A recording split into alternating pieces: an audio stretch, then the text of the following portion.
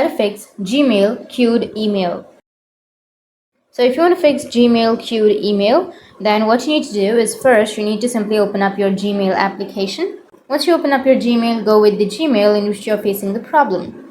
Once you're under your Gmail, now you need to go with the upper left, which has that 3-bar icon, and scroll down, go with settings option. Once you're under the settings, here you will have all of the accounts that you've logged in. So you just need to simply choose the account in which you're facing the problem. So simply tap on the account. Here you just need to simply scroll all the way down and you will find sync Gmail option. Simply toggle it off and turn off your sync Gmail. And you need to restart your device. Simply press and hold on to that power button and restart your device. After restarting, you can again go with these settings and the same account and turn on your sync Gmail. So once you've done this, your problem will be fixed. So that's how you can fix Gmail queued email problem. And if you have any questions, feel free to comment below. Thanks for watching.